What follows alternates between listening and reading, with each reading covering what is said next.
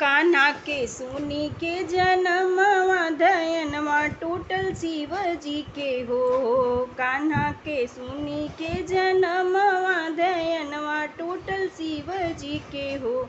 गौरा हम जाबे गोकुल नगरिया जनमवा लिहले हरि मोर हो। गौरा हम जाबे गोकुल नगरिया जनमवा लिहले हरि मोर हो। कैसे क जन लहे प्राणनाथ हरि जी जनम लिहले हो। कैसे क जन लहे स्वामी हरि जी जनम लिहले हो। आधी रतिया की हमके जगाय जगाई चल गोकुल हो। आधी रतिया की हमके जगाय जगाई चल गोकुल हो। तू ही ये गौरा बड़ी भोली कुछ नहीं जानलू हो। तू ही ये गौरा बड़ी भोली कुछ नहीं जानलू हो। हे गौरा यशोदा के शौरी के धुआं नाती नहु लोक गम कहे हो। यशोदा हे गौरा यशोदा के सौरी के धुआं नाती नहु लोक गम कहे हो। अंग अंग भभूति रमाए अंग अंग भभूति रमाए भोला गले नाग डाले हो। अरे शिव जी बसहा भैं सवारी नंद जी के द्वार पहुँचे हो। अरे शिव जी भैं बसहा सवारी तनंद जी के द्वार पहुँचे हो। गोकुल गलियां खुली जाई लागे चारों दिस बधैया बाजे हो।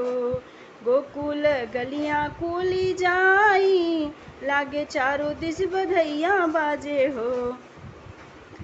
अरे नंद द्वारे गाँव सखी सोहर मोर हरि जनम भय हो।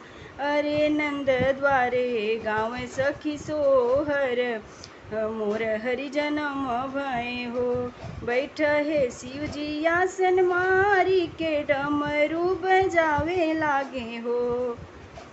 बैठे हैं शिव जी आसन मारी के डमरू बजावे लागे हो। अरे नाचे लागे नंदी बैलवा गर्दनवा विषधर नाग हो।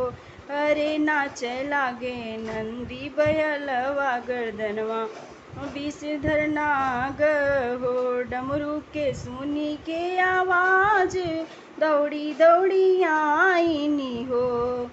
डमरू के सुनी के आवाज दौड़ी दौड़ी आईनी हो। अरे जाई के बताओ यशोदा माई के यशोदा मैया से दुअरे एक जोगी आवे हो। अरे जाई के बताओ यशोदा माई मैया से दुअरे एक जोगी आवे हो। भरली यशोदा मैया सुपवा भरी भरी मोहर हो। भरली यशोदा मैया सुपवा भरी भरी मोहर हो। अरे लई गई जोगिया के भिक्षा त जोगिया भिक्षा नहीं लिए हो। अरे ले गई जोगिया के भिक्षा त जोगिया भिक्षा नहीं लिए हो। हम हई जोगिया फकीरवा नाही मिले बई मोहर मोती हो। हे मैया हम चाही तोहरे लाला के दर्शनवा हमें कराए दे तू हो।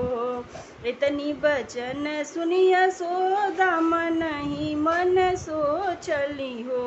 अरे तो है देखी डरिया मोर लाला जोगी दर्शन नहीं करऊ भई हो। ए जोगी चला जा तू दुअरा से हमरे उठाई मृग आसन हो। ए जोगी चला जात दुअरा से हमरे उठाई मृग आपन हो। ओ सुनहु मैया मोर बचनिया डरहु तू ना कहो। हे मैया तोहरे लाला तीनों लोक के स्वामी जगत के पालनहारन हो। हे मैया तोहरे लाला तीनों लोक के स्वामी जगत के पालनहारन हो।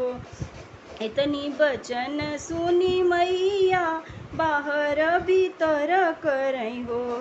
इतनी बचन सुनी मैया तो बाहर भीतर करई हो। अरे कान्हा के लेई के अपने दुवरिया मैया आईनी हो। अरे कान्हा के लेई के अपने दुवरिया मैया आईनी हो। अरे कान्हा के गोदी बैठाई शिवजी दर्शन पाएनी हो। अरे कान्हा के ले गोदी बैठाई शिवजी दर्शन पाएनी हो।